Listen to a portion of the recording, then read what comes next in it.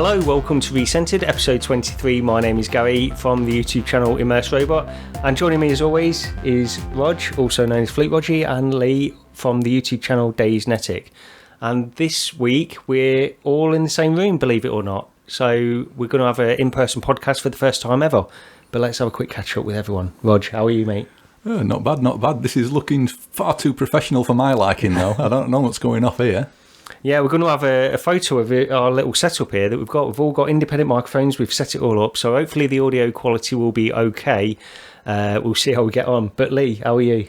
Yeah, I'm doing well. If my voice is slightly off, my throat seemed to be on one a little bit.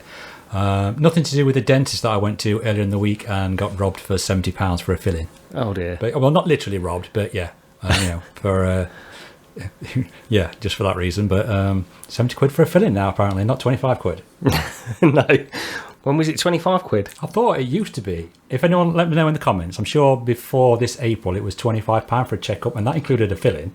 But now that's on tier 2, so that's 70 odd quid. And tier 3's £300. So I don't know what you get for that, whether you get to look like Simon Cowell or what, I don't know. But when they said to me it was £70, I was like, can I have a mirror? Because I just want to check that it's not gold that they put in for that price. But yeah, so apart from that, doing good. Doing good, all good.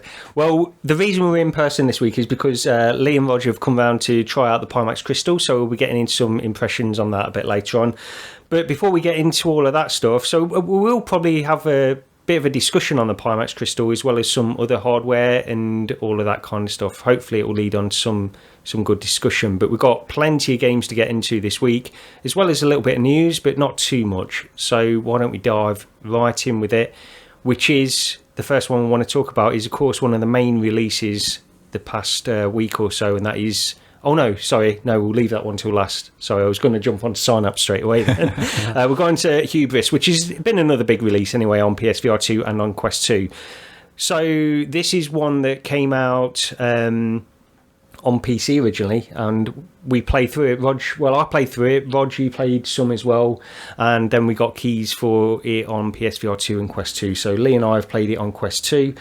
Rog has played on the PSVR 2. So I'll go over to you, Rog, first on this one then. Hubris, what do you think?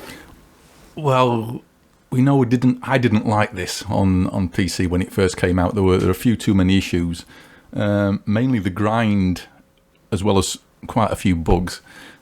Before I even got off the ship, I was constantly falling through the floor, so that was a struggle for me to even get onto the planet in the first place. Not a problem anymore, that's been fixed. And the developers have been very proactive in putting out patches for this in the meantime on PC. But yeah, on PSVR 2, I mean, it looks nice. It looks nice in that headset. There's reprojection, but leave that aside. There's the OLED really makes it pop again. I know we've gone over this time and time again, but you get out onto that planet's surface and it really does look really nice. I've actually played further into it than I did on the PC, because the PC one I had so many problems with, I just ended up ditching it.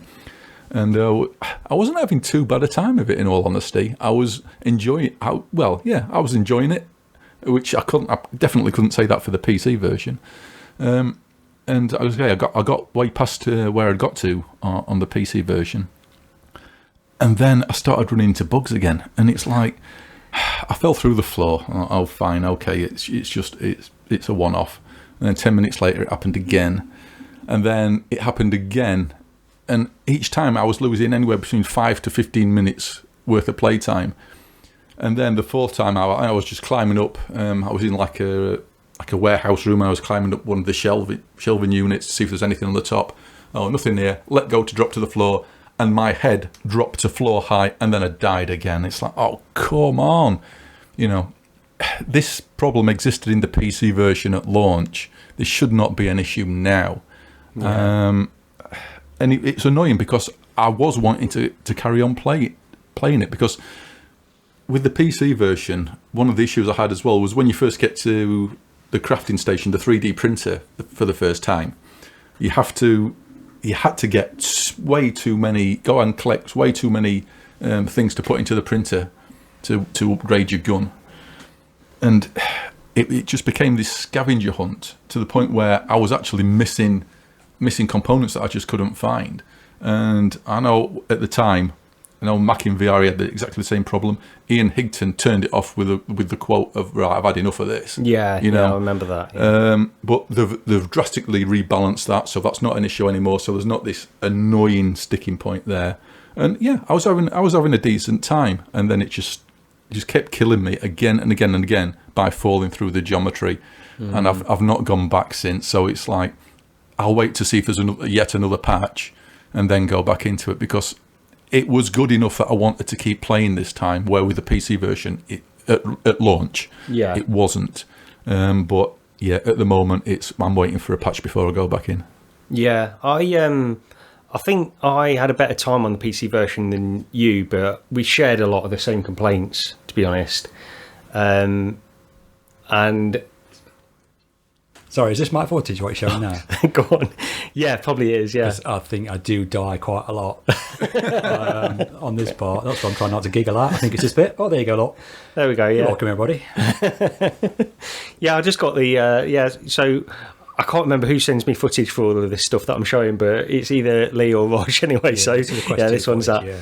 But yeah, I quite enjoyed the PC version, but there were definitely problems with it, definitely bugs, and falling through the geometry was one of the bigger ones. And but yeah, so we got it on Quest 2 as well. Lee and myself played the Quest 2 version. I'm not playing through it again. Played all the way through and on PC, and I'm not going to do it again. I don't want to play the whole game again, although I had an okay enough time with it. But I wanted to go into the Quest 2 just to see what it looked like. And it looks good. I mean, this is probably one of the best looking Quest 2 games that I've seen. The resolution's not fantastic, and it does struggle in places with performance. I don't know if you noticed as well, Lee. I had a few glitches. Yeah, a few drops especially here and there. In distance, it looks like it's kind of like foveated rendering, but it's like a jaggedy, blurry type. Right in the real far distance, you can see where they've like cut it down, which is really weird to look at. There was a weird thing as well on the hands, where I noticed it where you're going through the water. If you look down at your hands, when you're moving your hands through the water, you'll notice like a weird blocky kind of outline on your hands. I don't know if that's something to do with some kind of rendering trick that they're doing to up it, but it looked really good anyway. For a Quest 2 title, there's no complaints in terms of how it looks. And also, it felt a little bit less buggy than when I played it originally on the PC VR. But I only played about half an hour in the Quest 2, honestly, so I'll just talk about that. And I think it was it seems like a good enough game, and one which we don't get enough of. This type we don't get enough of on the Quest 2, in my opinion. I like these sort of single player kind of games, these adventures that you can progress through. We said that on the way down, didn't we, Rog? One about like this and Red Matter 2. And, especially on sort of Quest, there's nothing of that sort of scope, is there? No. I know I've sort of complained about Hubris in the past and everything, but I think you've got to give credit to the developers for sticking with it and continuing to update it. And I've not played the Quest 2 version, but from the video I saw of it has impressed me that they've even got it running on a mobile chipset. Oh yeah, definitely, yeah. I mean, it looks good, and really, I mean, there's definitely differences. Of course, there's differences when you look at that first section where you've got that hologram of that person that comes out and is describing the story, basically. Initially, you can tell that looks completely different on the PC as to how it looks on the Quest 2, but that's okay, and it looks good enough. The water doesn't look quite as good, of course. We shouldn't really compare it to the PC version, I suppose, because it's completely two different types. But it's a great looking Quest 2 game. But what did you think of the game overall, Lee? Anyway?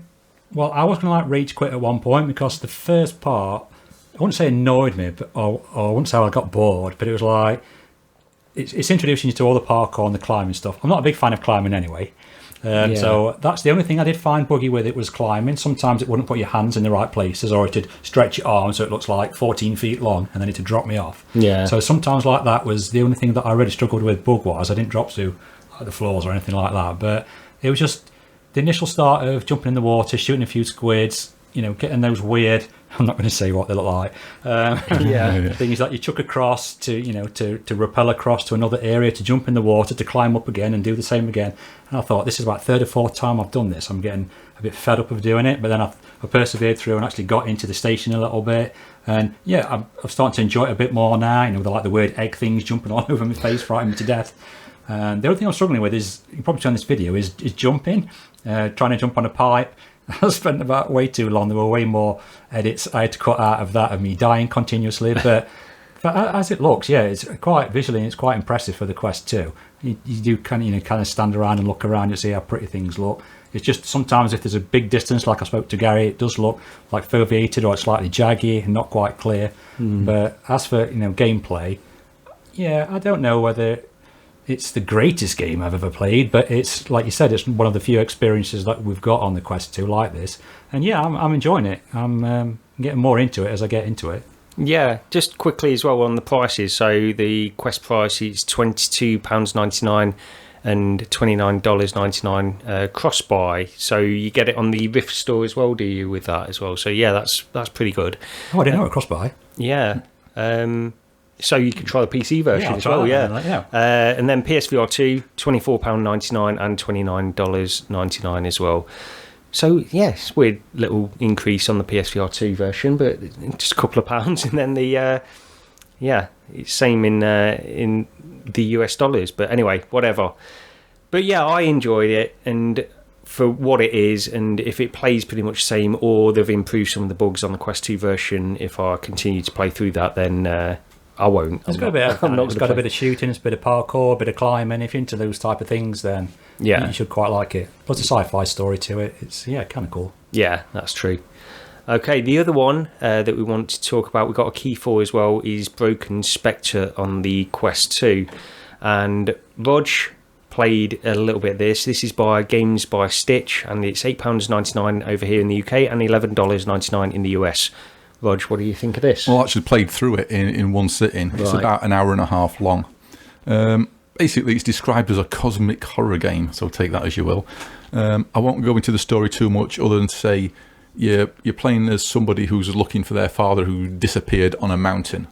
And you've gone back to this mountain despite sort of reservations from another family member not to go looking. It's basically the VR equivalent of a point-and-click adventure. I'm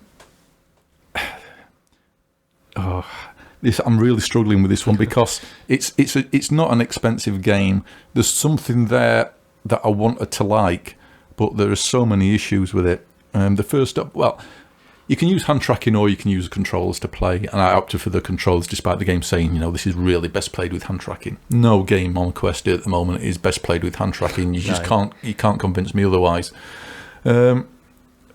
Movement is node based, so it's basically you see an outline of where you're going to appear and you just teleport there. Rotation snap turn, although I suppose you could just stand in place and turn around, so it's not too big a deal, I guess. But the object interaction is some of the weakest I've seen in VR. Right, just to give you an example, at one point you need to dig something out of the snow, and so you find yourself a shovel. To dig in the snow, apparently all you have to do is hold the shovel in front of your face and waggle it backwards and forwards in front of your face, and that digs. And it's just bad. It just really it's not good. To say that how limited it is in sort of waiting, like there's no locomotion and snap turn and everything, and it's an adventure. You'd think the interactions would be massively important. That's really what they need to focus on, story aside, and it's just not good. And once you start seeing problems, I started looking for problems, if in all honesty, because some of them were just staring you in the face. Like at one point you're inside like an RV, a wagon thing, and you look out the window and It's the worst skybox I've ever seen in VR. It literally looks like, if you watch an old TV program where they've filmed inside of a house on a stage, on a set. Oh, right. And if you look through the window, you can tell there's just like a billboard with a painted bit of scene. Yeah. It literally looks like that. You can see the background, what's supposed to be a forest, is literally painted on a board a metre away outside the window. And it's like, and I know it's a Quest and you've got to put the detail where you can and where it's important, but it just sort of looked really bad. It's just not good, and I kept having problems interaction wise through the game. There's one point where you basically And spoilers here, sort of, because there's not really solutions. It's just obvious is what you've got to do. But you need to get snake venom by getting your hand bitten, and you show them this on a photograph. To collect the venom, you need to get bitten by a snake. Right. And handily along this path, there's a nice little ornate box with a snake living in it. So, Right. so it's like, okay, then put your hand in the box. Nothing happened. Take my hand out of that. Nothing. No, can't interact with anything else. And for a couple of minutes, I'm like, how do I get the snake to... So I'm just stood outside wondering. And I sort of just gesture in frustration, and all of a sudden there's a sound effect, and my hand's been bitten. And it's like, what triggered that? You know, because purposely trying to get it to happen just didn't work. There's another bit. I would say if you're an animal lover, there's a bit in it what really isn't. It's not necessary really, because you're collecting parts for a ritual you've got to do, and the snake venom's part of it. Is that the bit on the trailer where they show this trapped goat or something? No, that's there's a goat that's sort of merged into the mountainside, and that's a bit sort of gross. Right. No, basically, but do you think really getting something to kill an animal so you can then collect its unborn fetus to use in a ritual is necessary?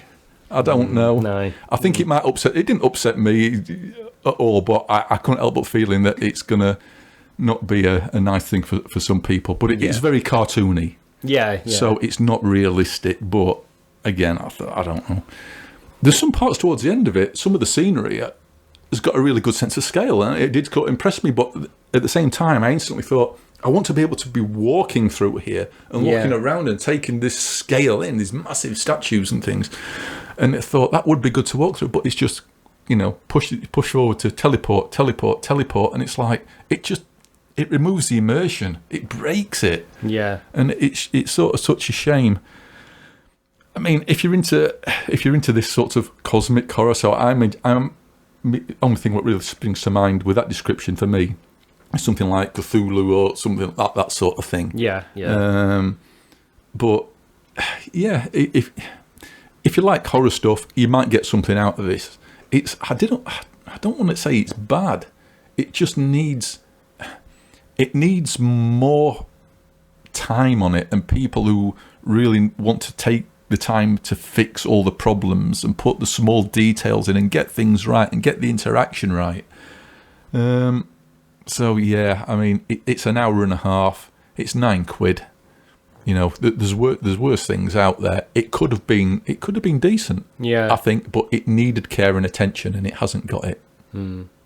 Yeah, I mean, the trailer, I don't know if this was at the Metagaming Showcase, this one, or was it the upload? I can't remember now where this was shown first, but the trailer looked okay, but it looked a little bit more, maybe more substantial than an hour and a half that I thought. Although, like you say, the price reflects it anyway.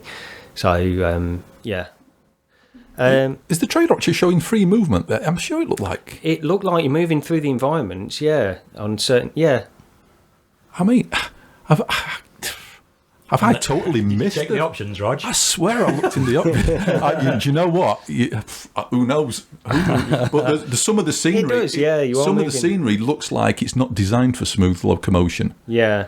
So if I'm wrong on that, I absolutely sincerely apologise. Comment below. Yeah, be as vicious as you like. Yeah, it's something they plan on adding in the future. Sometimes they do that, don't they? Just to get the game out if they're not. Time to finish things. Sometimes they had the smooth locomotion. There's another game that that one that we spoke about the other week. What is it? Beyond the Cold something. They added that. They've added that in now. Smooth locomotion. Yeah, it's a lot better. We'll maybe you need to check that because the trailer definitely shows it, doesn't it? Yeah, it really does. Okay. But anyway, the other one that you've been playing, Rog, is Sea Smash VR on the PSVR 2. Another one, pretty basic in terms of like graphical style and stuff like that. This is a remake of an older game, is that right? It's an old Dreamcast game apparently, which I'd never heard of before. Okay. But yeah, apparently an old classic Dreamcast game. Who knew? I've mentioned this before because there is a demo out. So the best thing to do if you've got a PSVR 2 is go and download the demo and try it for yourself. It's basically sort of a bottom ball Arkanoid-ish sort of game, where you're just hitting a ball against the blocks in the background, which move around, get shielded. that's all there is to say. If you know, I wasn't keen on the demo, but the initial demo was 60 FPS reprojected, and for this, where you've got a fast-moving ball, reprojection's not good. However, they have actually now made it a native 90 Hz, 90 FPS, which makes a world of difference. It's so much nicer to play. The only question is, do you like this sort of game? And I think you'll know just by either looking at the video or playing the demo. You know whether you like it or not. For me, it's not really my type of game, but it's made well enough. It's clear enough. The graphics are very simplistic, shall we say, stylized. Yeah. But the difficulty level is quite tough in places because each level's timed, and it's one of those games where it looks like you need to spend time to become really proficient in aiming and hitting that ball, because it's some of the targets are not easy to get, especially when you end up with like moving barriers what come in between you and your targets. It can get really tough.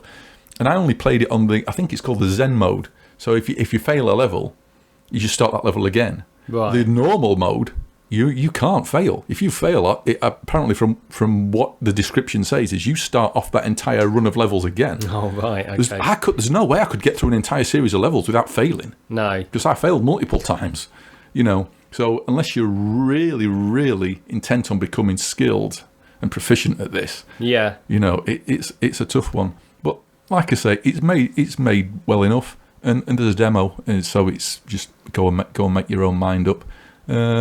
I've not played the multiplayer. I don't know what the multiplayer sort of things like, how easy it is to get a match, etc. I imagine it might be slightly on the tough side. I don't know how popular this is really going to be, but yeah, I mean it might be okay right now, depending on, because it's not been out long. But it's like £24.50 or $30. Yeah, maybe a tad too much for what it is really. But yeah, if you want a sort of a sci-fi Tennessee, Arkanoid game, check the demo. Do you remember Hollow Ball as well? I've thought about going back into that now and again, because I used to really like that game. But then again, that's at a time when we didn't really have a lot of other stuff to play on in VR. So I always remember Hollow Ball being pretty good. And it's got sort of vibes of that, but it's a little bit different, of course. I mean, I don't think it's not on PSVR 2, is it? But Racket NX. No, it's not Racket NX I'm thinking of. Racket NX. I don't think that's on PSVR 2 either. No, that's no. But it's on Quest. If you're a Quest player and you want something like this, check that out. Yeah, that's a good game as well. Yeah, definitely. Okay. Well, we've got another one that we can get to before we get to Synapse, actually, and this is one, Lee, you've been playing this, and that is Mindset. This is a little puzzle game, hand-tracked puzzle game, I believe, on the Quest 2.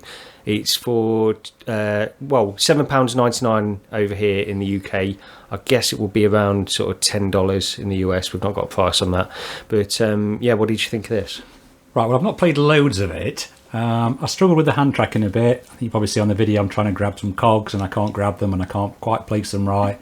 It starts off really weird. I think you're in some kind of plane crash maybe, and you're in a coma. So yeah, it's a lovely light story.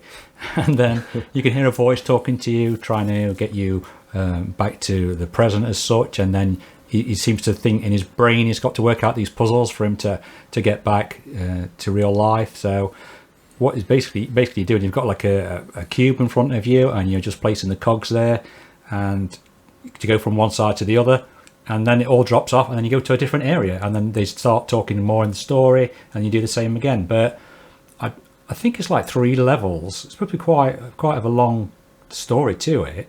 I mean, I've had to cut this bit out because it took me like 45 minutes just to do the first level because I suck at puzzles, which is probably why I got to play it. But yeah, it's just the hand tracking's not the greatest. I did struggle with it, whether that's just me or the lighting situations, but even the backgrounds, it looks kind of cool on the video that I'm watching now, but in the headset they're not the sharpest and they are a little blurry. But I mean, if you like puzzle type things like this where you're putting the cogs on or trying to rotate with your hands, I mean, I suppose with the hand-eye coordination thing it's quite good. And on this one now I had to pull some of the levers down, bought the cogs. I don't know how long it took me to do this one. It was the same again. It took me ages. And that's when I pressed the wrong button and couldn't work out how to get back on the game. But yeah, it's okay. But I mean, I got to the very end, to the third level, and I thought, now I'm really confused on what to do. So I'm going to try and quit the game and have another look. But yeah, I think I would go back to it just to have a look.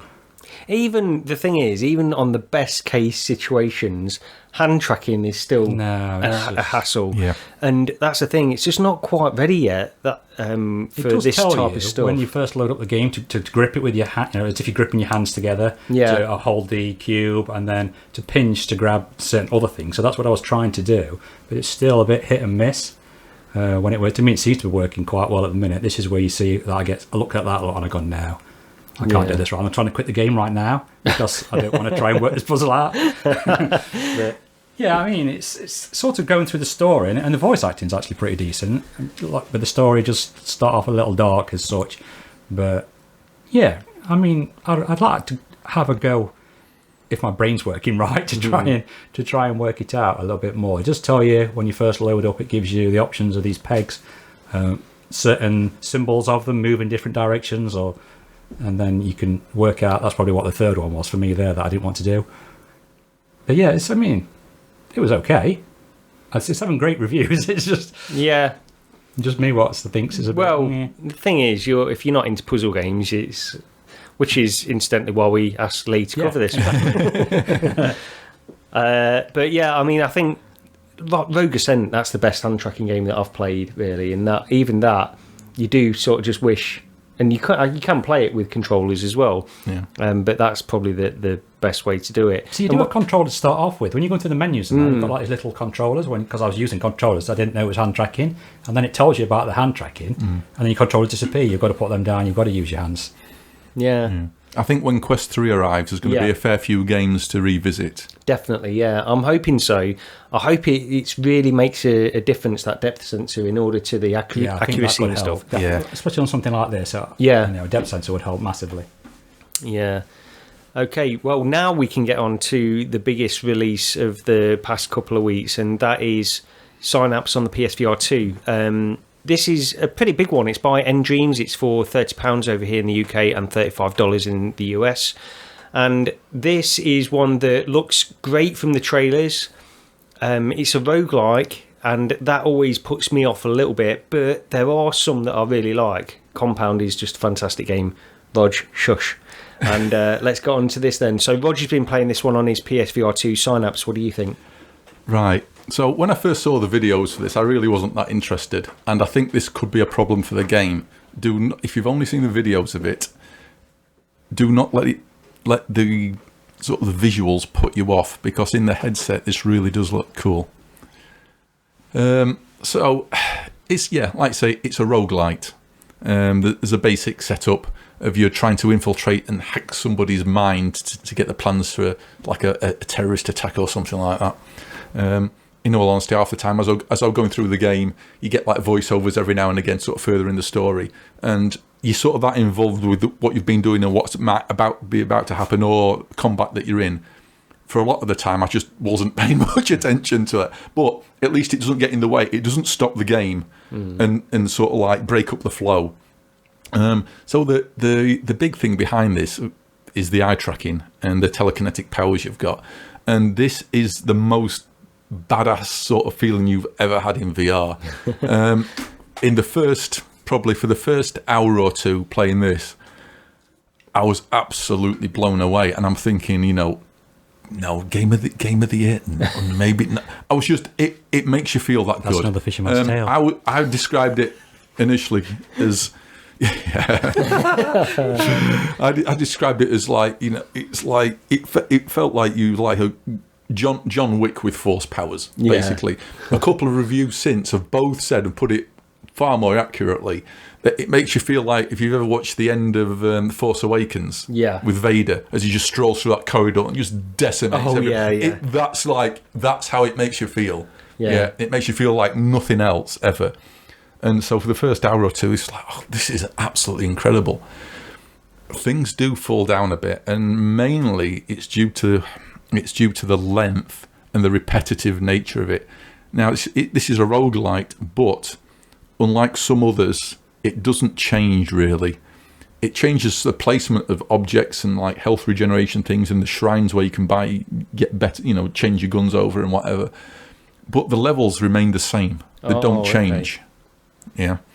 And after you've been through it a fair few times, it starts to grate a little bit.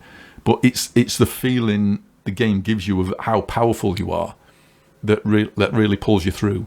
So the first time I played it, I got so far, and then I actually ran out of ammo, and it's like, well, I can't do anything.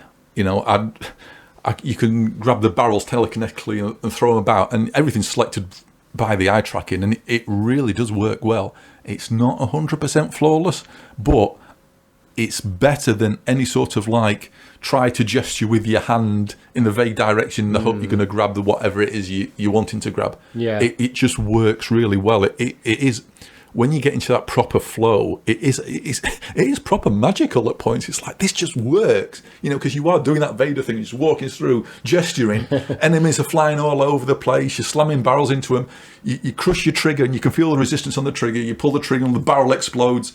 And against this, sort of black and white sort of landscape, you get this big red explosion. It's just, the colour really pops.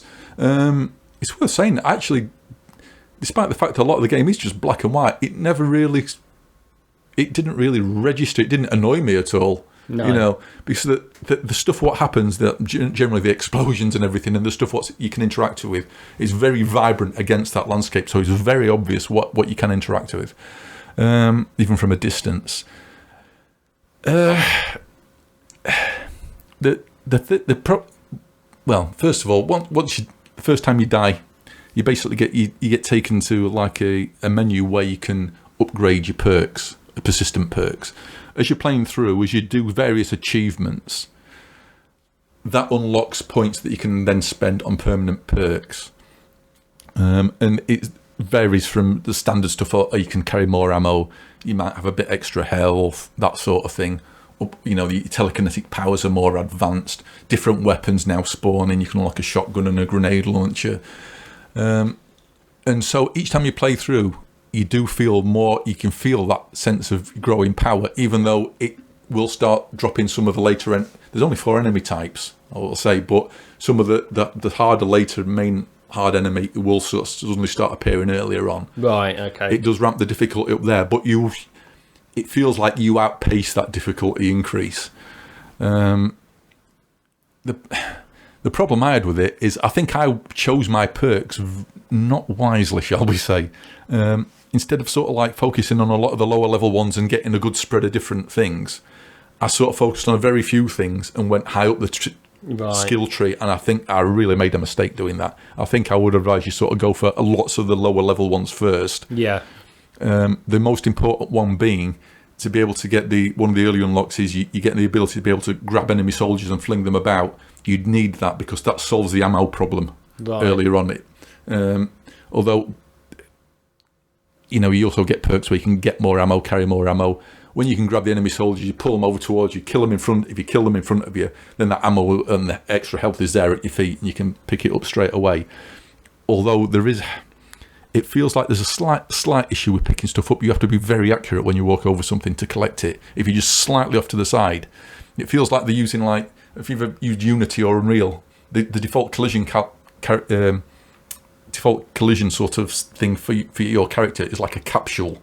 It's rounded at both. It's like a cylinder with rounded at both ends, and it feels like if you're slightly off to one side, the ammo is sliding just underneath the curve of that collision capsule and missing. Right. That's what it feels like. So they need to just broaden that out a bit so it's so you don't miss. You sort of generally get used to it. After an hour or two, I was forcing myself to be more aware of when I was picking stuff up, but I didn't really feel I should needed to have done that. There's different currency called Defiance, which you collect while you're playing through a single run, which allows you to buy the upgrades that are available within the levels. The Defiance sort of points don't carry over into the next run unless you unlock a perk that lets you carry over some of those points you've got onto your next attempt. Now, there's been various sort of reviews saying that people have finished this in anywhere from 6 hours up to 12 hours. And finishing that means really going through the game 3 times, because the first time you go through it, which I've only gone through an entire first run, I'll tell you why in a minute, but I've gone through the entire game and finished the first run. The second and third run, it's the same thing again. It's just the difficulty increases and the story changes. You get more of the story, but the game is effectively the same. So they've taken difficulty levels and sort of padded out the length of the game by making it being required that you actually play through those difficulty levels if you want the whole story. I think just due to my choices and due to what appears to be a bit of a bug, I had a problem with the big sort of characters that spawn in. You get this big hulking dude with a minigun, and he's got armour on. And the first time I got to him, the armour's glowing, so I thought, I wonder if I can pull it off telekinetically, and nothing seemed to happen. So, okay, maybe it's not that. So I started shooting him, and eventually the armour got destroyed, and I could kill him easy enough. Later on in the game, really next towards the end, where I spent a good 2 to 3 hours at a sticking point, going back through to this same point and getting killed again and again and again by where there's 2 of them, 2 of these big guys, plus all the normal grunts as well. And I thought, how'd you kill him? I can't remove the armour. And in the last-ditch effort last night, I thought, I'll give it one more shot. And the first time you find one of these big guys is in an arena, and it's like, this is the first boss battle you get to. It's the only boss battle. There's no end boss. No. It's just a stream of bad guys get thrown at you towards the end of the game. But for some reason, on that last attempt I had, I got to the arena with the boss guy, and it says, to attack this guy, remove his armor using telekinesis. I thought, why has this tutorial tip suddenly shown up 5 to 6 hours into me playing this game? And I've been struggling to kill this guy because I assumed you couldn't pull the thing off because it didn't seem to work. Right. And all of a sudden, there's a tutorial tip pops up. Oh, right. Hours and hours later. So, you can sort of grab hold of his armour and just pulling doesn't seem to do it. So you sort of pulling it with one hand, shooting it with the other, and then about 5 seconds later, the armour pops off, and it's like, wow, okay. And then I ran straight through to the end of the game, easily dealt with the other 2 where it spawns 2 of them at the same time, as well as other ones in between. Didn't have any problems then, and I finished my entire run. If it hadn't been for that, I'd have finished that first run in about 2.5 hours, as it was, because I was just struggling and didn't know what was going off there, and probably, again, poor choices on the upgrade tree. It was around about the 5-hour mark it took me to get to that. The big sort of the debate at the moment amongst people who've reviewed this is the price. It's 30 quid, $35, and the whole thing is it worth it given how short the game is? And it depends on your point of view of how short the game is, because if you're just going to go through that first run, then you could well finish this in 3 hours. Say finish it, go through and see really what all there is to see. There's nothing much new apart from any upgrades you unlock. So is it worth it? It's definitely worth playing, because, as I say, it makes you feel something like you've never felt in VR. It does really make you feel like a total nut of badass. Yeah. And it's absolutely worth playing. Whether it's worth that price, I think is up to you. Yes, a tentative yes from me. I think for a lot of people, it would have been a lot happier if this had been a 20 quid game like Fract was. Yeah. Because there's not enough difference. This is a problem. You're playing through the same thing again and again and again, and there's not much variation. There's 4 enemy types. The landscape, more or less, apart from a bit where there's some lava at one point, which does glow red. So again, that contrasts with the landscape, and it really does look cool. It just feels like it's missing out on more content, but you really should play it at some point, whether you buy it now at full price or wait for a sale. I mean, if it goes on sale for sort of like 20 quid or less, then I'd say definitely pick it up. It really does make you feel awesome those first few hours. That feeling of, because that can make or break a game a lot of the time as well, just how good it feels to play in certain places. Does that feeling wear off? Because I remember like Windlands 2, for example, this is just something that pops out at me. I love the way that game feels. And after you've played it for maybe 3 or 4 hours, you're about ready for the game to end there anyway. And that's about how long the game is. So it feels pretty good. But sometimes you can have this sensation of a game being really good to play, feeling really good. Does this carry it through to the end? Yes, to a degree. Nothing like that first initial. Probably the first after you've got your first lot of upgrades, or maybe a second lot of upgrades, because then you can like fling these soldiers about, and you can definitely feel the effect of those upgrades you're picking. That's one good thing about it, and it is a good skill tree. So yeah, it does really make you feel good, and I'm going to go back into it and I'm going to finish it. I think I've got about 70% of the trophies at the minute. Right. So I do want to platinum it, and there's sort of the end of your first run through. There is the story sort of makes you think, hang on a minute, this isn't as clear as you're initially being led to believe.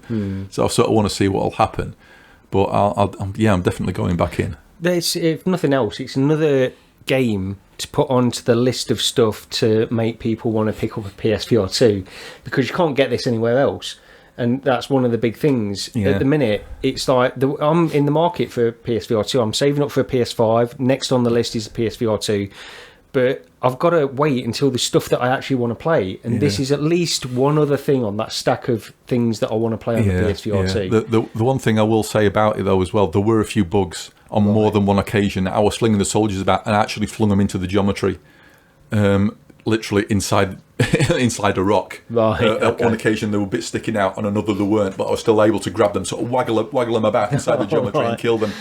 The boss, call it the boss battle you first get to, one of the soldiers apparently disappeared and I didn't even know, and I killed the boss.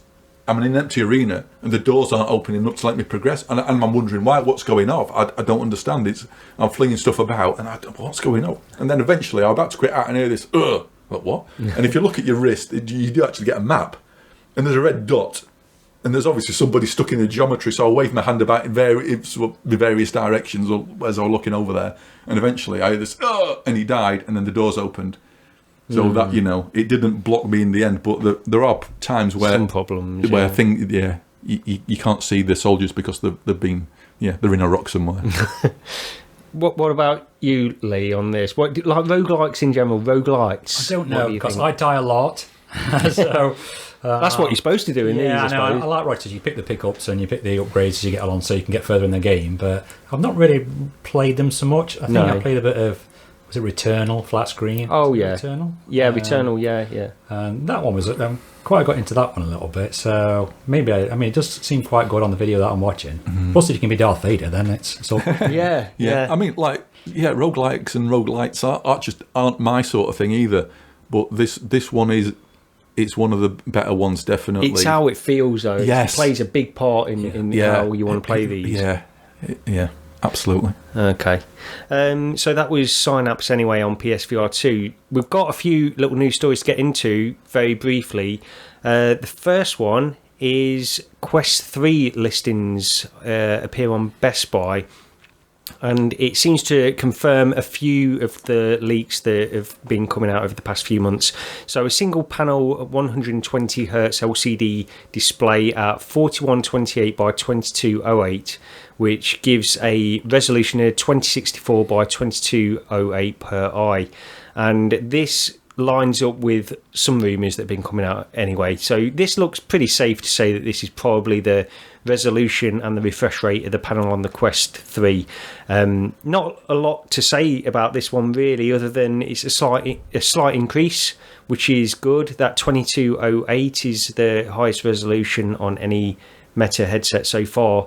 So it should look pretty good paired with those pancake lenses. Lee, what do you think? Yeah, I'm looking forward to it. I know I'm not able to afford one on launch, but just with it being a single panel, though, how does the... I want to ask a question there and be a total noob, and it's something that I should have researched before coming on. How does the IPD work with the single panel? On the Quest 2, you've got 3 stages where it's moving... It moves the display. Yeah. So... I assume it's doing the same thing, just more on an analog kind of... It moves it more gradual. With the original Quest, where it's got 2 panels on it, so it just doing that. But I've always wondered about that. It's just me being a noob. Should have researched it better. I think the problem is with the single panel is because you're moving the lenses across it. I think it must reserve some space to take that into account. Yes. So you are losing sort of you're losing resolution probably on that, which is I think what they said even on the 3 settings on the Quest 2. I think they say that the panel is a certain resolution, but you can't utilise the whole of that resolution because it's reserved. It moves at the point point, it moves where it's rendering the image on. Yeah. The panel. So if you put it in the third place on the Quest, it's like you got like your horse with the blinkers on the side. Yeah. That's what it seems to me when you put it on that. So Yeah. But, nice increase anyway. And I suppose if they're targeting 120 hertz on this one, I assume you're going to still be able to switch it down to the lower refresh rates as well. But I'd assume so. toggle like Yeah, because I mean, a lot of the older games will be hard coded for certain resolutions, won't they? So if they're not patched, they need to be able to run at those other refresh rates. And in all honesty, 72 hertz for me for mobile on Quest is fine, because I'd rather take that. I'd rather take that lower refresh rate with better visuals or higher res visuals than lower res visuals but a higher frame rate. I'm with you, especially on mobile. I'm with you on that. I like the high refresh rate if I can get it, but not at too much of a sacrifice of resolution. So I mean, I'm hoping that they'll still open it up for those low refresh rates as well. And also, if you're streaming PC VR content, having those other refresh rates is really valuable for optimizing PC content. So I'm sure they will, but that's presumably just the maximum refresh rate that this headset can do. And we said before, pancake lenses, when you get these, you guys, when you pick up your Quest 3, it's definitely something when you first put them on, you'll never use your Quest 2 again. Looking forward to it. So the other thing is that Meta have announced a subscription service. I did read this. Let's get into it. So I'll just show a trailer of the Quest 3. I've not got anything else to show really. So this is £7.99 a month. $7.99 a month, or for a year you can get it for $60. You pay monthly, and then you will receive 2 games per month, and these have been announced. The July games are Pistol Whip and Pixel Ripped 1995, and then the August games you'll be getting are Walkabout Mini Golf and Mother Gunship Forge. And there's an offer at the minute as well where you can get the first month for just $1. So this is sort of been on the cards for a while. We've been hearing rumours about a possible subscription service, and it's been sort of portrayed as something similar to Netflix. This is not really like a Netflix kind of model at all. No. This is closer to PlayStation Plus, where you pay a subscription service and you get whatever they choose as the games per month, and you can download them. The problem with this kind of subscription service is that if you've already got the games in your library, then really you're paying for nothing.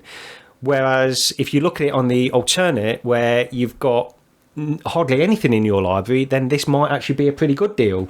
So for new people coming in, it might be a very good deal, but if you've got a substantial library already, it's probably not that great. So Rog, what do you think? I totally and utterly agree. This is not aimed at those of us who've had a Quest since launch, because we've probably got, I've got every game on that list on one platform or another. I think Pixel Rip 1995 I've got on Steam. So there's no value for me there. And a lot of people have been arguing about this on the forums and wherever again.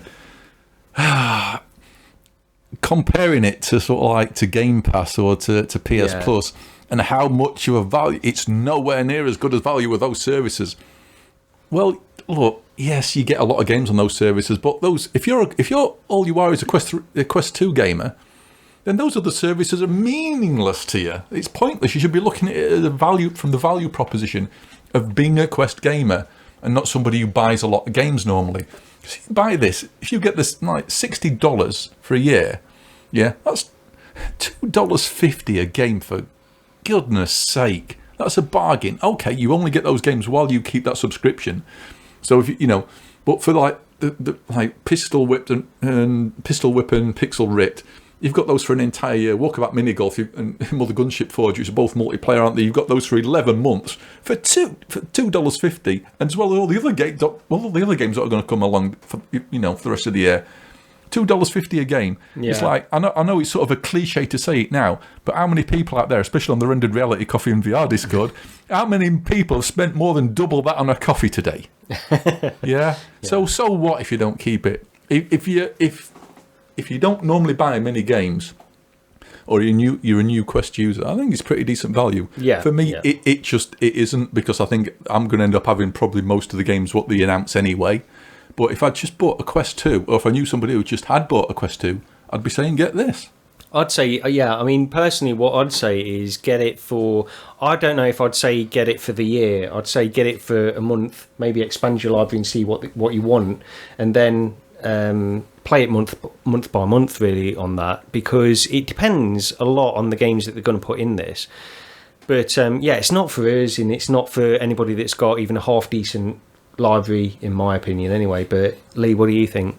Yeah, I just echo what Roger says, really. If you're new to VR and you've got your Quest 2 and you've not got the money to spend on all these games, I mean, it'd be nice if they, I suppose, if they're not going to list the entire games they're going to show for the year, but maybe if they had 4 games on, then you could pick 2 out of that. Because some of the games aren't going to be for everyone, do you know what I mean? So perhaps if they gave more option, or maybe there's something they'll do in the future, then that'd be a good thing. I think that yeah, that's exactly it. There needs to be, say, a selection of 4 or 6 games maybe, and you pick the 2 you want to add to your library. Because as it is, I'm not subscribing because I've got the games. Yeah. You know, if there were games on there I didn't have, $2.50. Yeah, fine, I'd do it. If you buy it monthly, that's what, 70. What you're saving? If you buy it for a year, you're saving $25-ish or something like that, $25. Yeah, so, you know, it's like just it's worth doing. If you can't afford $2.50 a game for you know, well, $5 a month for a couple of games on your Quest, then what are you doing? What are you doing gaming? I'm sorry. Yeah, we don't know. Is this coming over to the UK at launch? I saw it on, I think when I loaded my Quest 2 up the last time I was on it, it actually popped up, because I think it was like 81 pence maybe. Right. Yes, I was about to say it was the offer was 81p. Ah, okay. I've not got that. I've not seen it actually appear in the thing, but I'm sure I've seen it announced somewhere. Right. Okay. Yeah. Well, yeah. So we can check it out. I can't confirm the price, but yeah, it was definitely 81 pence for that month in the UK. But I mean, if it's your kids who've got the Quest, you know, you're a parent or something, then it seems a cheap way of getting them games. It does. Yeah. Yeah. It's not a bad price, but I completely agree with you. I think it would be better to, in order to get more people in anyway, to be interested in it, it would be better to have just a small selection per month that you can choose from. Yeah. It makes a lot more sense, because I'm simply not interested in, you know, these games that are here. Okay, I don't own Mother Gunship Forge, but the other ones I've already got. Yeah. There's no point in me getting it. And they're probably not targeting people like me already. We've put in a hell of a lot of money into the Quest stuff anyway. Yeah. But yeah, it's not a bad price, but it's just not going to be for everybody. Go away. There's a spider trying to get my drink. Do you see it? Yeah. I can only apologise, Lee. We're recording in my office at the minute, and I've planted several spiders around the room. I like spiders. Kill it with fire. Yeah, there we go. Okay, well, let me... Sorry about that. We should have been recording that. Let's get on to the next thing anyway. So I've not got any footage for this one. Because my goose. So I've got to jump in there. The hairs on the back of his arm have literally stood up. Lee doesn't like spiders. It's literally like 0.5 of a millimetre big. I couldn't even see it from across the room, and it's a small room. I still feel like I'm a cobweb or something. Oh God, we might have to stop the podcast here so they can take a shower. Right. Anyway, MetaConnect will be taking place. It's been announced formally now. I think we basically knew this date anyway. Didn't Zuckerberg say something at the gaming showcase, or not? Maybe not. I honestly can't remember. I know. I can remember someone saying it's going to be 2 days. Yeah. But anyway, it's September the 27th and 28th. And with more Quest 3 information being revealed, and probably a release, I would imagine. It's not going to be long, is it? Especially with that Best Buy thing. Was it September, mid-October, like 14? Latest. 16? I'd say 2 weeks after this event. Pre-order it now. Possibly, yeah. At the conference. They have done that with the Quest 2. They did a pre-order now as it was taking place. Said pre-orders are open, so maybe they'll do the same thing. That's exciting anyway. And then we had a little bit more news of this ongoing saga of Switchback VR. The update, the patch, in order to rectify all the problems that people have been having with it, they've put out a notice where they've delayed it a couple of weeks while it's checked and goes through certification. Maybe by the time we do the next episode it might be up anyway. But I don't know if you guys got anything to say on this one. What do you think? Well, thank you for letting us know. Really, it's like at this point we've been waiting for it. that's the only thing. We just wanted to know what was happening. It got to the end of the month, which was when everybody was expecting it. They put a notice out. It's been delayed, but they've let everybody know. So fine, get it sorted, get it proper. Yeah, it's just been delayed for like the testing, isn't it? Like you say, the certification. They've actually finished the patch, haven't they, from what I can see. Yeah. It's going to be quite a big one, but hopefully it'll fix Roger's issues and everybody else's, because I really like the game. Yeah, it's just such a weird situation still. I know we've said it again and again, but yeah. Can you imagine if they release it and then like Roger's like, yeah, it looks brilliant now, and then like everybody else was like, well, no, it don't look as good as what you used to. But the you look at the PSVR subreddit as well. People on there are just not convinced there's different versions at all. They're convinced that basically they're just bullshitting, basically. I couldn't think of another alternative. Shall I bleep that out? Maybe I'm saying this. They're definitely different. They wouldn't be releasing this patch for a start. If they No. But anyway, so the topic of the show, we've got a section on the document, topic of the show. We've never really used it, so we're going to use it this week. And that is the Pimax Crystal. So, of course, Rog and Lee came round today, round my house, to try the Pimax Crystal, get some hands-on with it, and we'll get through some of their impressions as well. And we can talk about the hardware and some of the stuff that we've tried. I think it's upset Roger a little bit, because it's... we quite liked it, and it's lots of money.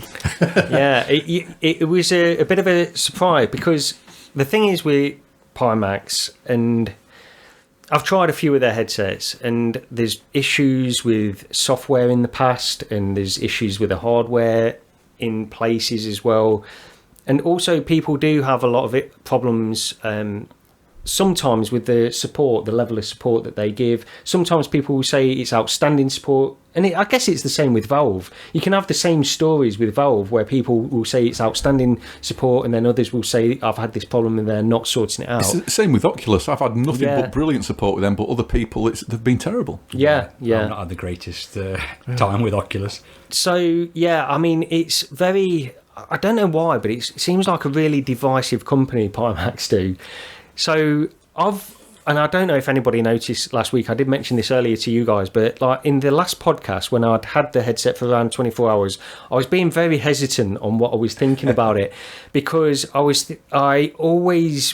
just wanted to be a bit reserved, because I thought, actually, this is incredibly clear and really good quality display, but at the same time I was holding back for things that might possibly go wrong. By the time it got to the end of that weekend, I was pretty confident that this is a good headset, and some of the stuff that I was trying at that time was, incredible.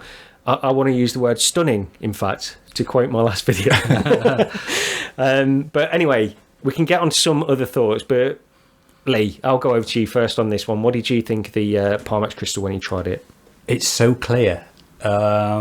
We were trying to look for things, weren't we, Roger? Because the problem when we do this, I mean, and Gary probably knows as well, is as soon as you get a new headset, the first thing that, I do, probably more so now, is try and look for faults in it, try and see what's wrong with it, or the bits that I actually don't like about it.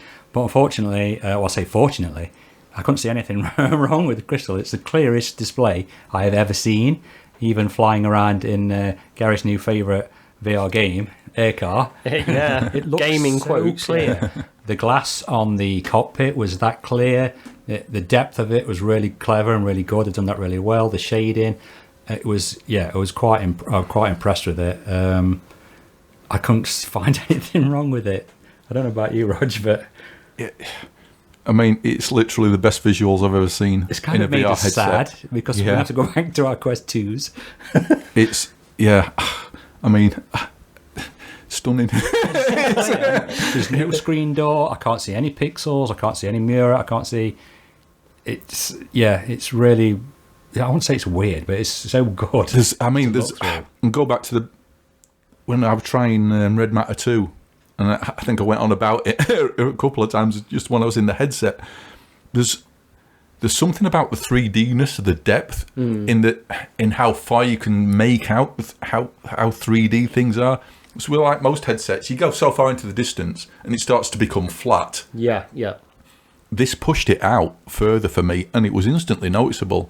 Say on the outside of where you first land on this sort of, I can't remember which you land on the station on Red Matter 2, and you can see Saturn's rings and everything. You've got the big double doors carved into the side of the asteroid, and as you look up to your right, there's there's another asteroid or two sort of floating at smaller ones floating out beyond that. And on my other headsets, all I could think of was I wouldn't be able to see the depth separation at that distance on any other headset. And on this, it was immediately noticeable. It's just, yeah. I mean, oh, God, I'm really annoyed I've tried it. Well, I'll put them in air car first. So what were some of the things we tried? We tried air car because that, to me, that just completely blew me away. You can watch my video on that because it was ridiculous. Because you can see everything, even though that far high up in the sky as such, you can see all the little flying things on the floor. And I was looking through the windows, or looking down the side, and you can see all the details. Yeah, it was just so. There was air car. Then we went into what was next? What did we do next? There was Red Matter 2. Red Matter 2, then Alex. Half-Life Alex. Anything else? Was that it? I can't remember. But anyway, I can't remember. We tried a few different things, and one of the things I was saying to the guys when they first came out, and it's something I've hinted at or even directly said in some of my other videos as well, where I feel like it's still, to me, even now, I still feel like it's a great sim gaming seated headset. I don't personally. It's like if I had a Valve Index if I still had a Valve Index and I had a Pimax Crystal next to it, to play Half-Life Alyx, weird as it sounds, I would still go to the Valve Index. It is one of my favourite headsets I ever. wouldn't. No, not even close. No. Not even close. And I can understand that because the visuals in the Pimax Crystal are so much clearer than the Valve Index. And that's the one thing with the Valve Index. The resolution is too low. It's too low to really get into. And if I could do an A to B, maybe it would be different. But I still feel like maybe I would gravitate more towards the Valve Index for that particular experience. For something like Elite Dangerous, Air Car, Project Cars 2, there's no question I'm taking the Crystal. Every time. Like, that is not even close for me. But yeah, I need to maybe just try it a little bit more. And one of the things, actually, one of the interesting things that we tried today, because Rog, you were using your glasses, we had to use sort of move the facial interface away slightly from the lenses. Yeah. Now, when I did that, things changed for me because I've always had a slight issue on. It felt like the focal distance or something was slightly off, and I noticed it more when I was playing standing experiences than when I was seated. I had no problems in Air Car or Elite Dangerous, and yet when we moved that away and I put the headset on, it seemed to be completely resolved, and it was just, yeah, I mean, it was a great experience in there. And the other thing, the little side note on that as well, is the eye tracking. I finally got the eye tracking working because I was convinced it was something to do with me. I tried the eye tracking for the past couple of days, and I just couldn't get it to recognise certain parts of where I was looking on the display. So I thought, I'm going to put Lee in it, and he got it working straight away, and it was working fine. But the facial interface had been changed at that point, and I'm thinking maybe the facial interface was a little bit too close to the eye tracking module or something like that. It was interfering. And now I've got eye tracking set up, and it's working great, so I'm going to dive into that next week as well. But yeah, when you first handed me the headset and I looked at it, before I even put it on my face, I thought, the way the padding is compared to where the lenses are, I thought my glasses aren't probably going to fit in here. Yeah. And I just put the headset up to my face and my glasses hit the lenses without even securing it. Yeah. So there was no room. But yeah, like what you did was sort of like take the interface off and sort of adjust where the Velcro was, so it sort of stuck out in the middle. There's a gap in the middle near the top. And I put that on, and that was fine. That gave room for my glasses then. But yeah, but it also seemed to make the eye tracking work. Because I think before, your eyes were too close to the lenses. Yes. And the eye tracking modules could not see your eyes properly. But also, I honestly, I'm convinced that is why I was getting this weird... And it was such a slight little visual effect as well. It was barely worth mentioning, but it was just something that I've noticed. And by not having that anymore, it was great. So I'm looking forward to getting back into it now. You guys have sorted it out for me, to be honest. I mean, audio is something to mention as well. Yes. The audio is so good on it. They're over the head speakers, aren't they? Over the side of like the Index, and you can't hear them when you're. I mean, I was still talking to Gary while Roger's in it, and I thought, is it? We even asked, didn't we, if it's working? Can you hear it? I could hear it slightly on some of the stuff when you were playing it, but very slight. And it was definitely made more for the immersion, especially on Red Matter 2 when the woman's speaking in the cockpit type thing, and she's telling you things. I thought, it sounds like it's all around me. It sounded really good. What did you guys think of the comfort? Because this is a big sort of talking point on this headset. The problem is we're not sat here for 2 hours wearing it. But from an initial point of view, it seemed fine. I don't think I had any issues. The only thing I would say about it, and this is one of the reasons I didn't like the Index either, I can feel the sway from the front of the headset. Yeah. Because the front of the headset is bulky. You turn your head and you can feel that inertia. I mean, you pretty much can with most headsets, in all honesty, because you've got a brick on the front of your face. But with that, it was definitely noticeable. The other thing worth mentioning is probably the controllers as well, which basically seem like Rift S controller knockoffs. Absolutely, very similar. Yeah, allegedly. We've not used them enough, but there didn't seem to be any problem with it. I never noticed any tracking issues. No, the only thing I would say was there was a slight lag on Alex. If I moved my hands. Yeah. I could just see it was slightly lagging behind. It wasn't as sharp as other headsets, so that would be something to be aware of. But do you know what? Just the sheer quality of that display, I'd live with it. Yeah. Plus, like the displays as well. It's not like binocular when you look through it, is it? It's like I said, it's like a diving mask. Perhaps you've got on your face. It's kind of like a rectangle with slightly curved. It's a different shape to other headsets, isn't it? It is very much does look like a rectangle, but with the corners rounded off. It's very odd. It's not distracting though. I didn't find it distracting. No, I didn't know. No, I mean there was no glare. What did you think? No, that's the big thing as well. Yeah, I keep forgetting to mention this in my coverage of this, but there's no glare on these lenses, which is a massive deal, especially in certain games. But yeah, I mean the lenses are fantastic. One of the things I told both of you actually when we started it was sometimes it can be a little bit difficult to find the sweet spot because it's got really good edge-to-edge clarity. It can be difficult to know if you're actually in the sweet spot or not. But you will know after a while of using it because you'll get certain things that just don't quite feel right. I think that's what I struggled with a little bit because when you alter the IPD, you don't really notice any differences whatsoever. No. So it's hard to judge. So sometimes you might need to move it a little bit less or a little bit more. But like Gary says, you can notice when you're moving around and moving your head. You will see it. But yeah, I couldn't see no screen door, no pixels. It was the clearest. Yeah, I mean, we thought they were OLEDs, didn't we? If somebody had given me that headset and said, "What panel do you think it is?" I'd have said, "Oh, it's an OLED." Yeah, the colours are that good. I can see when I watch the black levels are his fantastic. Video, I can see totally why he was raving about it because it does. I will agree with him there. I think that air car shows it off really well because it's got black levels and then it's also got these really vibrant colours as well, which makes a difference. And especially, I mean, I'm just trying to think back because it's very difficult.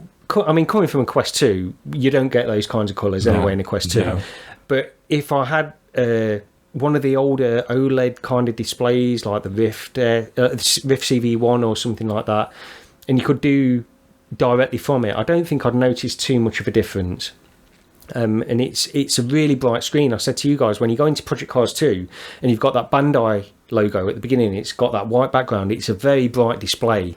It was very bright when I was doing the eye tracking, you could tell how bright it was. And the other thing that we touched on with that binocular feeling and the field of view and stuff, this has got a really good binocular overlap as well. It's got a really high percentage. It seems like it has. I don't know if you can get some software to actually measure it, but you can sort of detect it. If you close one eye or the other, you can see how much crossover you've got. And this has got a really high binocular overlap, which helps for just feeling comfortable. So maybe it's that coupled with the resolution what's just giving me that, I'll say, that feeling that I can see 3D at a greater distance than any other headset I've tried. So. It looked so clear. I mean, it was just the shape of it. It just looked like one piece, didn't it? Like you're looking through one piece of glass, not two. Not two lenses. And not even really looking through much in stuff, because even with PSVR 2 with the Red Matter 2, it would be one of my favourite visual experiences I've ever had in VR because it just looks so good. It really does look so good. Then you put this on and you think, This is a step up again. So it's getting towards that 3K by 3K display up towards there. I think it's it's a tipping point for clarity. And we were talking about this earlier on, but I was saying no wonder if people have been massively impressed at the Apple demo. If that's using 3 by 3K sort of screens, that's why, because there's a difference. There's a difference over 2 by 2. Obviously there is a difference. But when you see it, it's like, there's a level of, and it's like in my air car video where I'm trying to look for aliasing or pixels, individual pixels, Yeah. and I'm not convinced I can see pixels, and then I'm also not convinced that I can't. But you guys seem to See anything now. When we loaded Alex first up, I was like moving my head slightly, trying to see if I could see if I could catch it out as such. But no, I couldn't find anything. I think up to this point, I've always said before that I'd happily take sort of like 2K by 2K headsets now, or that the DPI that gives you. Yeah. But then take that same DPI, but extend the field of view. I'd want a wider field of view rather than a higher resolution headset that's still at this sort of 110 degrees ish, whatever. Yeah. I think this has changed my mind because it's just so clear. I mean, the only slight thing that I did not put it up on as such, but I said it could do with slightly more FOV if it just increased just a tiny little bit. Yeah. But that, I mean, it's still bigger than the Quest 2. So oh yeah, easily. I think so. And the thing is, I honestly believe that field of view is really subjective from person to person, and it's really difficult. I'm going to go into the software, because you can get some software that will allow you to measure the field of view and stuff for what I experience. But I do think that it varies so wildly that I always try to just compare it to other headsets. So I've said that this, to me, it feels very similar to Index, this field of view. Some people will say it's slower than Index, but it's certainly bigger than the Quest 2. Somewhere between Quest 2 and closer to Index. Maybe it's more PSVR 2 sort of level, maybe I that. think, Yeah. But to me, it's good enough. The problem is Pimax taking this kind of route. A lot of people that have gone with Pimax headsets in the past is to get that massive field of view. And actually some of the comments on my videos have been saying, what's the field of view? Is it as good as an 8KX? And no, it's not. It's nowhere near as good as an 8KX in terms of field of view. But to me, I'm willing to take that. I want that clarity, and it's like you, Rog. I think it's changed my mind as well. Yeah, definitely. It's I wouldn't have thought it would have done, but it definitely has. I mean, if you're a big racer like Max into his racing games, and I can imagine him playing F1 23 with one of these headsets on, it's going to look fantastic. Yeah, if you can get a 6090, but. But no, actually, because the eye tracking, hopefully, because they are having dynamic foveated rendering included, I need to look into the details of that as well, because I don't know if it's certain. I don't think it's I think that there is OpenXR integration with it as well, but I don't know if that's widely available yet in order to apply it to a load of different titles. So I need to look into that a little bit more. They keep updating it from what you've shown us, the software, and they keep updating that side quite a lot, don't they? And and releasing patches and stuff. So yeah, I just wish they'd just take the time and get something proper right, and then instead of releasing 5 or 6 things, or it's kind of like shoved through the back door a little bit, and then we've got TalkX coming, and we've got this and we've got that, and it's just concentrate on this, get people behind it. I'm totally behind it, and then it'll come. The sales will come. Yeah. I think focus on this headset. This is the one they should focus on. And really knuckle down. And instead of, because we've got this portal, the Pimax portal thing coming out, I honestly haven't really got any interest in that particular one myself. And I don't know that many people who have really, but they can do what they want to do. But I would just really love them to, like you, Lee, focus on one headset, and this should be the one, because this is the best headset from Pimax I've used. It is. I mean, this is the only headset from Pimax I've ever used, and I don't really follow along with it, but I've seen all the stuff in the past and people moaning and complaining about stuff, and it's like, I don't think I'd ever buy a Pimax.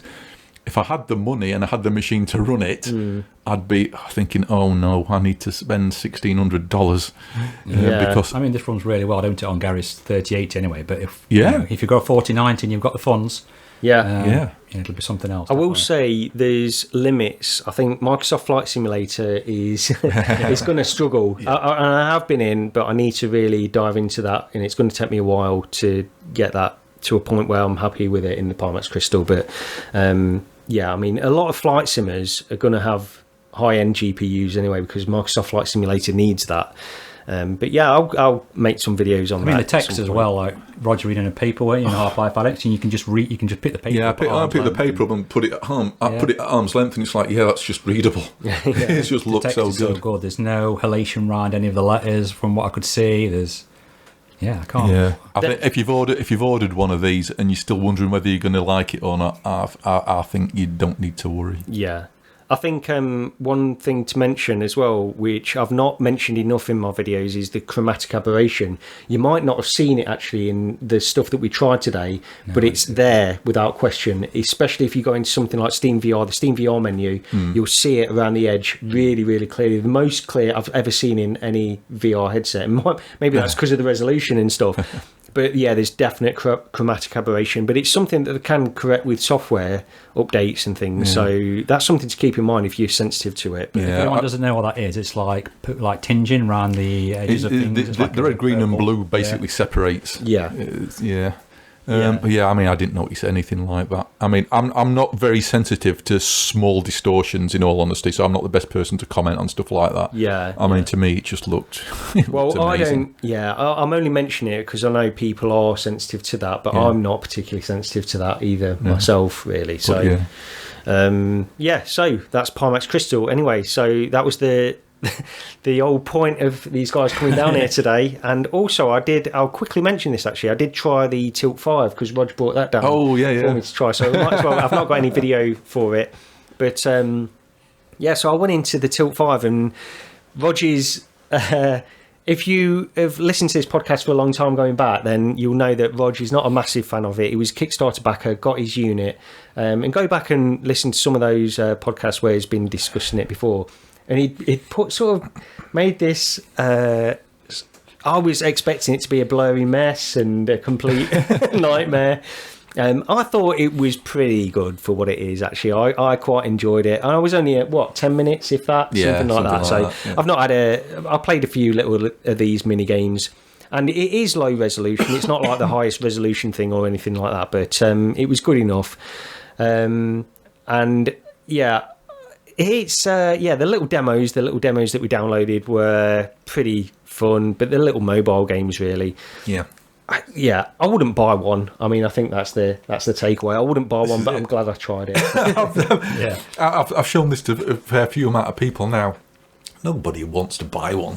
No. I think that's the problem. It's like any VR experience you can buy off the shelf now will give you a vastly more impressive experience. Yeah, I think there's an element of having it in your room in that way. But when I looked away briefly as well, it takes a while to recognise the board again. So I think that's a little bit of a disappointment from my point of view, because you think you've got these AR glasses, it gives you the ability to look around your room if you need to glance away or something like that. But when you do that, it just stops rendering altogether. It stops rendering the game, and it's like it did that when it first launched, and I thought they'd have altered the timing on it. At least give you like 5 or 10 seconds where you can look away and then come back. But no, it's I didn't dislike it, but like I say, I wouldn't purchase one. Well, I mean, I set the bar so drastically low. Yeah, you did. Yeah. I was expecting it to be pretty bad, but it wasn't as bad as I was expecting at all. And actually, the 3D effects and stuff with the board, and some stuff was coming out, some stuff was going deeper into the board. I thought it looked okay. It was serviceable, but it's not the highest. The thing is, if you're ever going to describe something as a dev kit that shouldn't be a commercial unit, I think this is it. Yeah. Yeah, that's what I said before, isn't it? It's the DK1 or 2 in it than anything else. But it's just like with pass-through and on the Quest 3 and how good that's allegedly supposed to be, especially with Demio, what we've seen on the trailer. If it looks as good as that, I don't know really what how the Tilt 5 is going to do with things like that.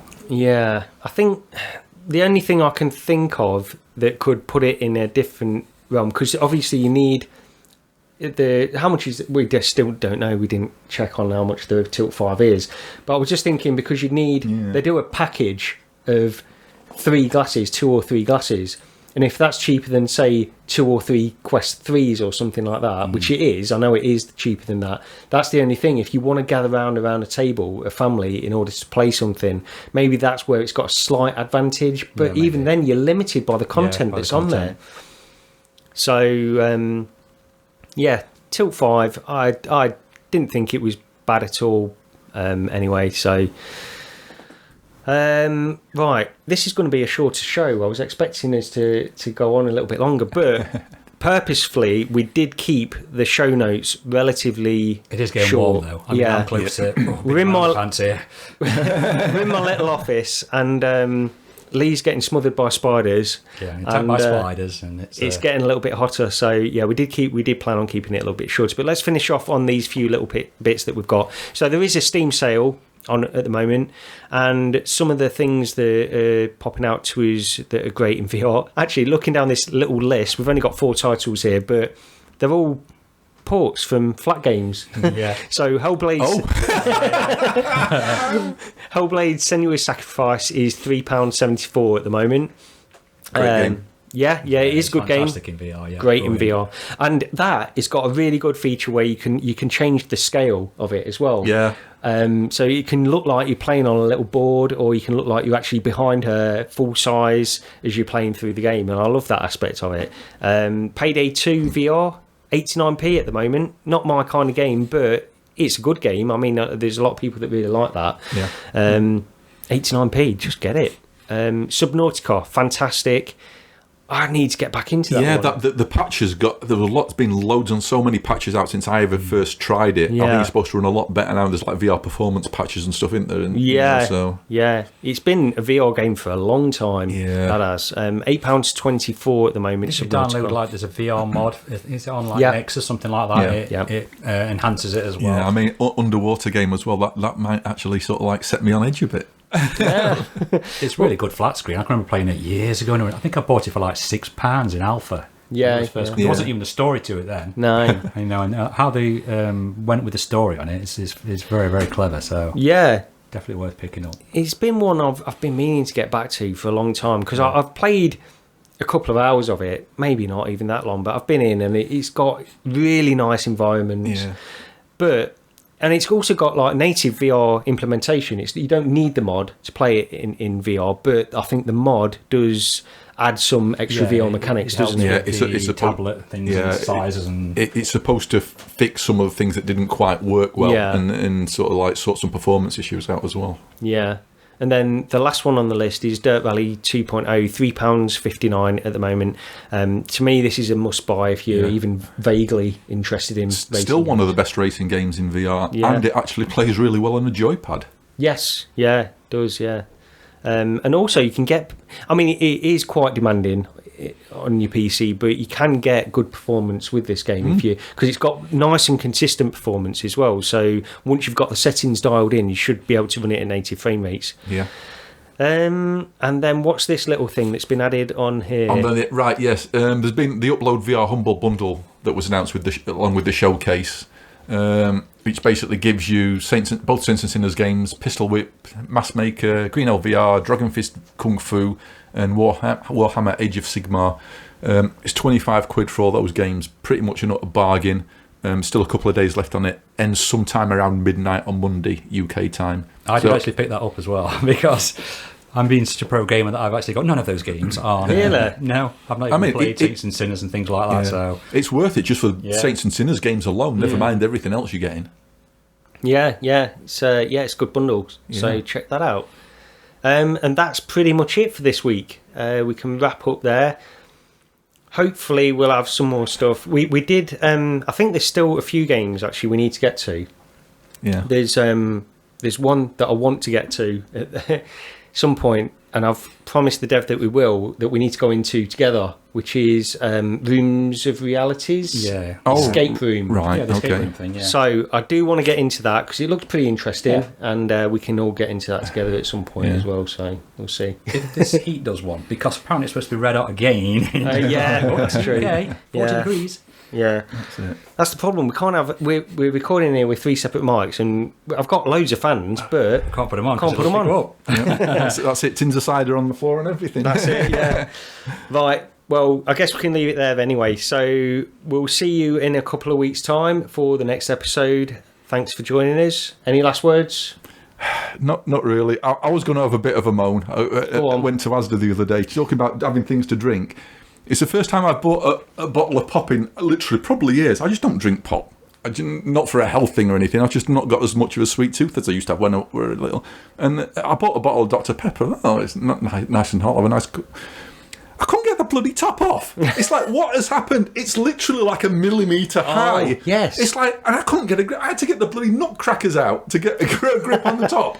to open the thing, it's like, what's happened there? It's like, okay, they're trying to save plastic, but not the expensive usability. You would think, I've noticed that, them tops getting thinner and thinner. Tiny. And you think, how much plastic are they saving from that? Then again, they sell a lot of bottles. Have you not seen the ones where now they've got lids and you unscrew the lid and it's got like little hinges on the back and you can't take the top of the pop bottle off? Yeah. And so you're struggling and it like sit in the back of that and the pop's going everywhere. Yeah. So they're annoying me as well. Anyway, have a great time, everybody. We'll see you in a couple of weeks. But yeah, thanks for listening. Thanks for watching. And we'll see you next time. Cheers, everyone. Take care.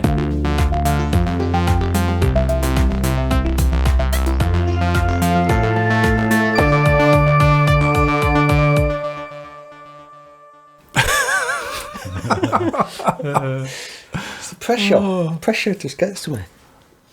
Hello, welcome to Recentered, episode 20.